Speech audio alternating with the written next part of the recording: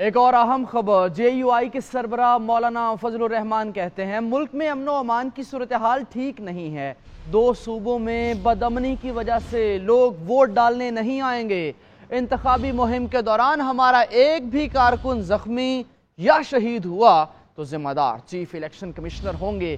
PTI کو election میں project کرنے کے لیے کام ہو رہا ہے، PTI کے ساتھ کوئی زیادتی نہیں ہو رہی، الیکشن کے ساتھ آزادانہ ماحول ضروری ہے، عدالتی مارشل لاء کا ماحول بنا دیا گیا، الیکشن کمیشن کا دائرہ اختیار پورا ملک ہے، پشاور ہائی کورٹ ایک صوبے کا دائرہ اختیار رکھتے ہوئے کیسے فیصلہ دے سکتی ہے؟ الیکشن کمیشن حکم کا پابند ہے تو آزاد کیسا؟ امیدواروں کے کاغذات نامزدگی چھیننا غلط ہے۔ عام انتخابات کا اعلان ہو چکا ہے، امیدواران نے داخلی بھی کر لیے ہیں، ان کی داخلہ کے کاغذات کی جانچ پڑتال کے مراحل چل رہے ہیں اور اس وقت پوری قوم 8 فروری کی طرف متوجہ ہے۔ جمعیت علماء اسلام ایک بڑی اہم سیاسی مذہبی جماعت کے طور پر انتخابات میں حصہ لے گی۔ عوام سے ہمارا رابطہ اور ہمارا تعلق نظریات کی بنیاد پر ہے۔ بدقسمتی سے ہمارے نگران وزیر اعظم نے، جس کو شاید سیاست کے ابجد کا بھی پتہ نہیں ہے لیکن ملک کا وزیر اعظم تھا کہ ہماری قسمت، انہوں نے کہا ہے کہ قائد اعظم نے بھلا کہا ہو، ہم اس سے اختلاف کر سکتے ہیں۔ کل کوئی آدمی اٹھے گا اور کہے گا قائد اعظم نے بھلا دو قومی نظریے کی بات کی ہو، ہم اس سے اختلاف کر رہے ہیں، ہم ان کو نہیں مانتے۔ کس طرح متوجہ کیا انہوں نے؟ کیا پنڈورا بس وہ کھول رہے ہیں؟ اب پاکستان ایک ملک ہے، ایک حقیقت ہے، لہذا یہ چیزیں اسرائیل کے لیے دلیل نہیں بن سکتی کہ یہ فضا کیوں بنائی جا رہی ہے۔ PTI کے ساتھ زیادتی نہیں ہو رہی، PTI کو اس الیکشن میں پروجیکٹ کرنے کا پر کام ہو رہا ہے۔ ملک کی معیشت تباہ ہو رہی ہے، وہ کو پتہ ہے کہ ملک کی معیشت کی تباہی ان کا ایجنڈا تھا اور اگر دوبارہ آتے ہیں تو ملک کی تقسیم کا سبب بنیں گے اور کوئی نتیجہ نہیں نکلے گا۔ لہذا اس عنصر کے خلاف قوم کو ایک صف ہونا ہوگا اور ان چیزوں پہ نہ جائے روزمرہ کے نظریاتی طور پر سوچے کہ یہ لوگ کون ہیں۔ Chairman Peoples Party Bilawal Bhutto Zardari کہتے ہیں کاغذات نامزدگی چھین کر کسی کو الیکشن لڑنے سے نہیں روکا جا سکتا، جو لوگ یہ کام کر رہے ہیں وہ جواب دیں۔ سندھ میں کاغذات نامزدگی نہیں چھینے جا رہے، نگراں حکومت سے نون لیگ کے لوگ فوری ہٹانے چاہیے۔ شاہ محمود قریشی کی گرفتاری پر بولے ہم انتقامی سیاست پر یقین نہیں رکھتے، لیکن کیا شاہ محمود اور باری PTI نے اپنا موقف تبدیل کیا؟ جب آصف علی زرداری اور فریال تالپور کو گرفتار کیا گیا تو شاہ محمود قریشی کہہ رہے تھے کہ ادارے آزادانہ کام کر رہے ہیں۔ کیا اب شاہ محمود کی گرفتاری بھی اداروں کا آزادانہ عمل ہے؟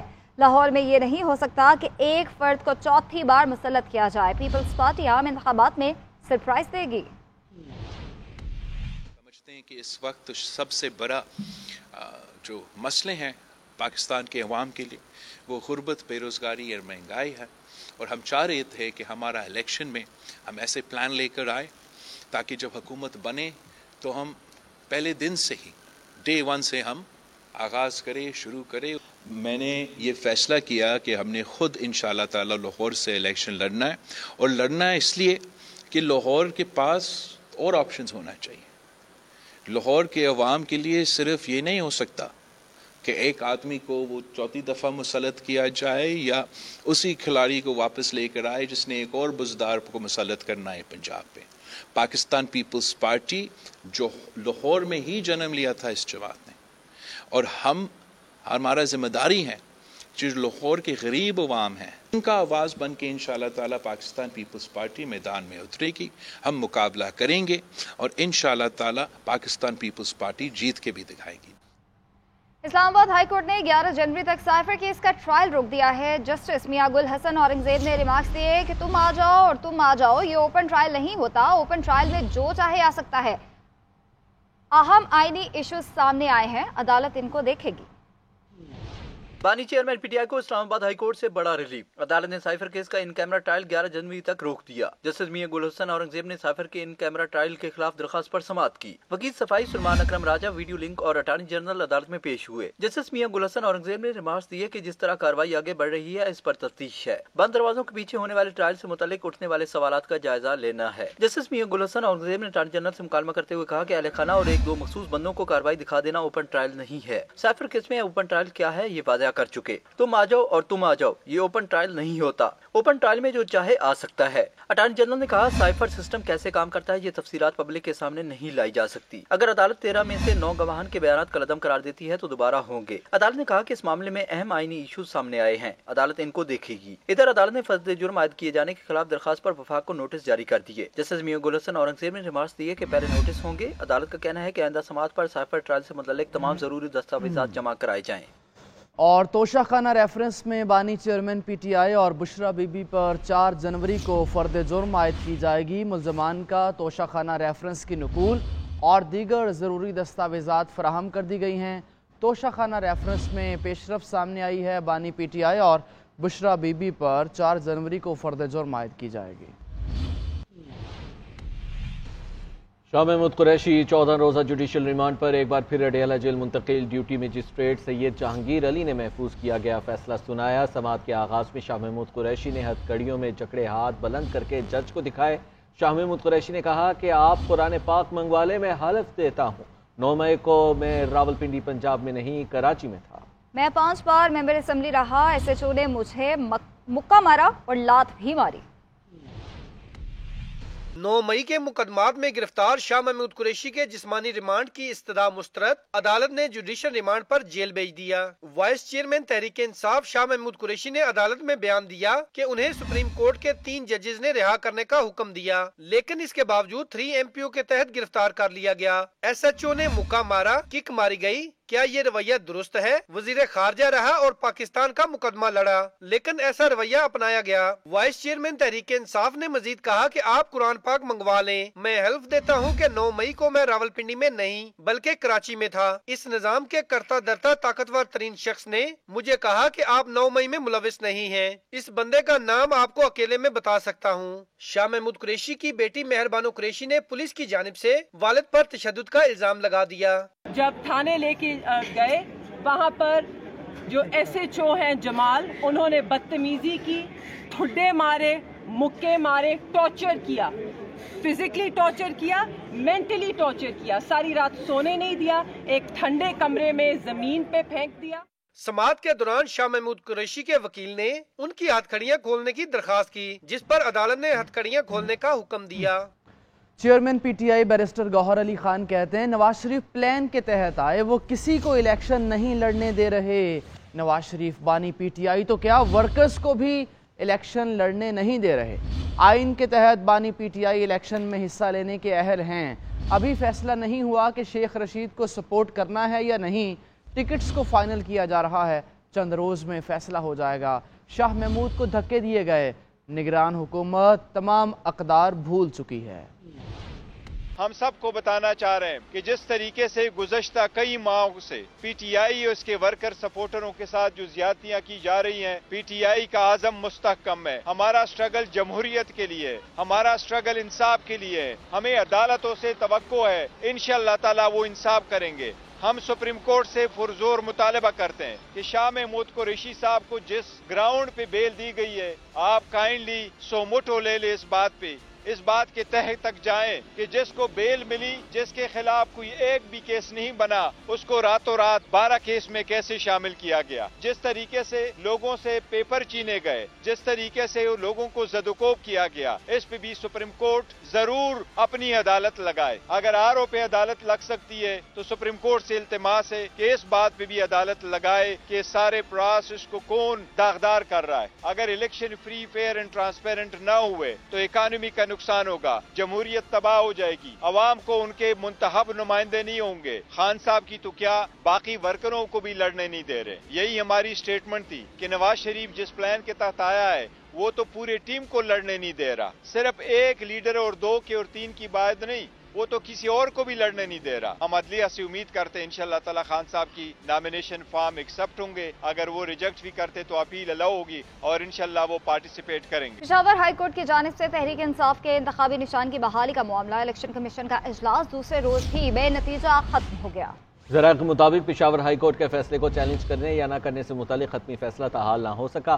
الیکشن کمیشن نے معاملے سے متعلق کل پھر اجلاس طلب کر لیا ہے. تفصیلات بتانے کے لیے عاطف بٹ ہمارے ساتھ موجود ہیں. عاطف بٹ بتائے گا، گزشتہ 2 روز سے ہم دیکھ رہے ہیں سوچ بچار جاری ہے لیکن ابھی تک کسی نتیجے پر نہیں پہنچ رہا الیکشن کمیشن، کیا تفصیلات ہیں؟ جی 2 روز قبل الیکشن کمیشن کو جو فیصلہ ہے یہ ہو چکا ہے پشاور ہائی کورٹ کی جانب سے کہ تحریک انصاف کو انتخابی نشان بلہ جو ہے وہ الاٹ کیا جائے، اور فیصلہ کل موصول ہوا تھا الیکشن کمیشن کو.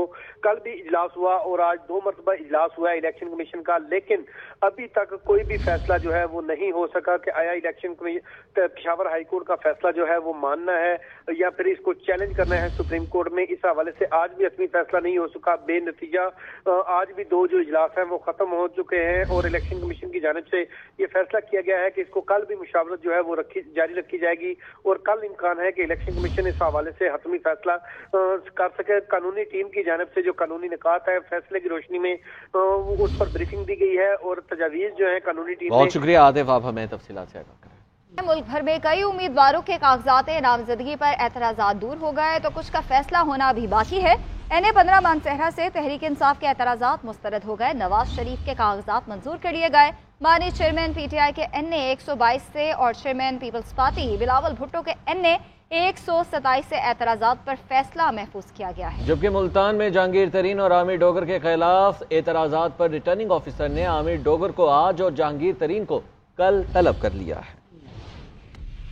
الیکشن 2024 کئی بڑے امیدواروں کے کاغذات پر اعتراضات، متعدد کے کاغذات درست قرار. NA-15 مانسہرہ سے نواز شریف کے کاغذات نامزدگی منظور ہو گئے. نواز شریف کے کاغذات نامزدگی پر اعظم سواتی کی جانب سے اعتراضات عائد تھے. لاہور میں چیئرمین بلاول بھٹو زرداری کے NA-127 سے کاغذات نامزدگی پر اعتراضات کیے گئے، جس کے بعد ریٹرننگ افسر نے چیئرمین پیپلز پارٹی کے کاغذات نامزدگی پر فیصلہ محفوظ کر لیا. بانی چیئرمین PTI کے NA-122 سے کاغذات نامزدگی کی جانچ پڑتال کر کے فیصلہ محفوظ کر لیا گیا. بانی چیئرمین کے کاغذات پر اعتراض ہے کہ ان کا تائید کنندہ اس حلقے سے نہیں. ملتان NA-149 سے اعتراضات پر ریٹرننگ افسر نے عامر ڈوگر کو آج طلب کر رکھا ہے. سربراہ IPP جہانگیر ترین کے کاغذات پر اعتراضات پر انہیں کل طلب کیا گیا ہے. کاغذات نامزدگی کی جانچ پڑتال کا عمل تیز ہو گیا. مختلف شہروں سے سینکڑوں امیدواروں کی سکروٹنی کا عمل مکمل کر لیا گیا.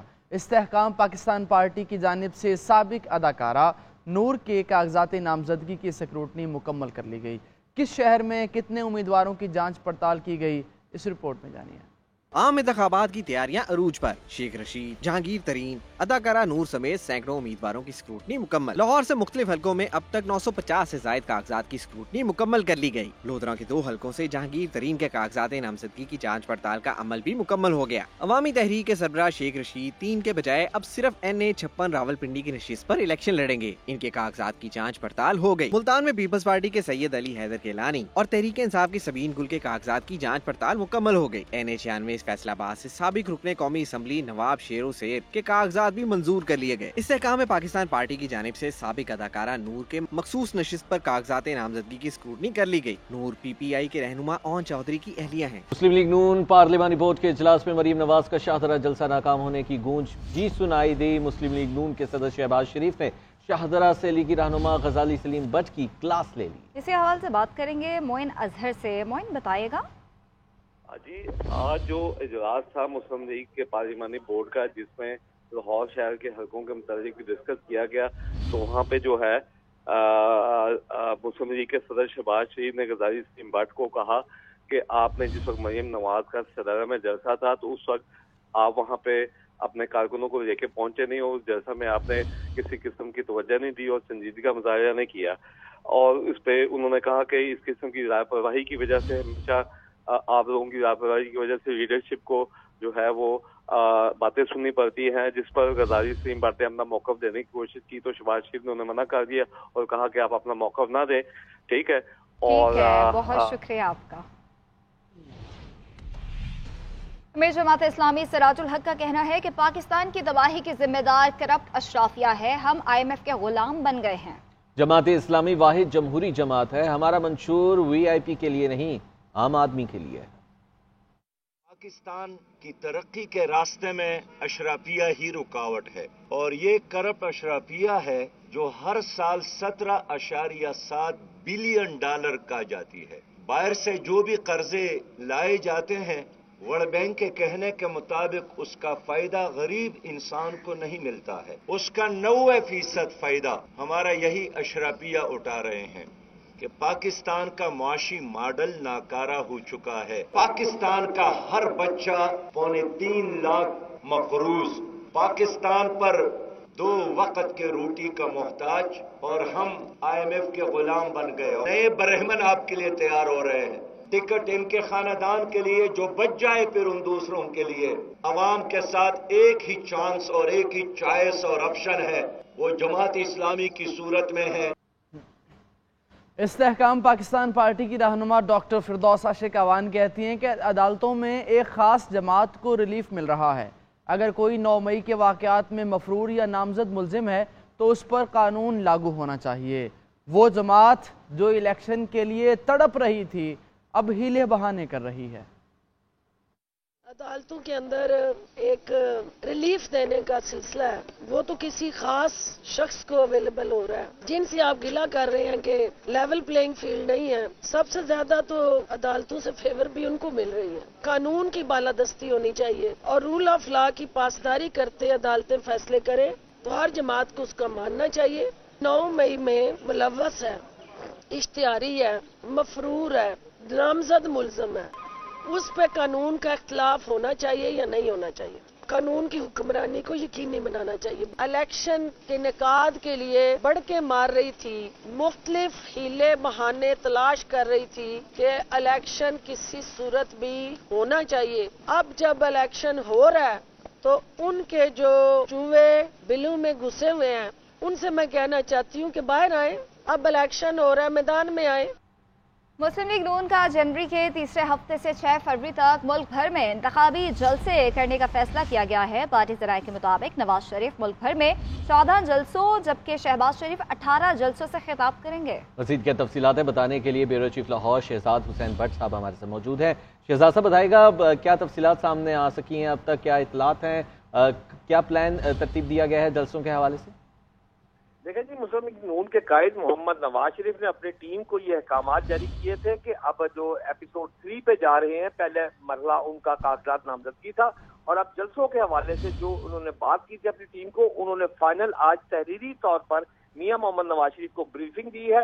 ہمارے ایک بااعتماد سورس نے بتایا ہے کہ جو بریفنگ دی ہے اس میں مسلم لیگ نون نے جنوری کے تیسرے ہفتے سے 6 فروری تک ملک میں انتخابی جلسے کرنے کا پلان جو ہے وہ بنا کر میاں محمد نواز شریف کو دیا ہے، جس میں نواز شریف ملک بھر سے 14 جلسوں سے خطاب کریں گے جبکہ شہباز شریف 18 جلسوں سے خطاب کریں گے. ان جلسوں میں مریم نواز، حمزہ شہباز بھی انتخابی جلسوں سے مختلف جگہوں پہ خطاب کریں گے اور یہ انتخابی جلسے جو ہے وہ 27 اضلاع میں کیے جائیں گے، جس میں فیصل آباد، ملتان، بہاولپور، گجرانوالہ، راولپنڈی اور کراچی بھی شامل ہے. انتخابی جلسوں سے متعلق جو حکمت عملی ہے اس کو حتمی شکل جو ہے وہ جنوری کے دوسرے ہفتے تک دے دی جائے گی اور میاں محمد نواز شریف اس کا باضابطہ میڈیا میں اعلان کریں گے کہ اس کا فیصلہ ہو گیا ہے اور یہ جو انتخابی جلسے ہیں یہ اب تیسرے ہفتے سے یعنی 6 فروری سے شروع ہوں گے ملک بھر میں. جی بہت شکریہ، آپ ہمیں تفصیلات سے آگاہ کریں.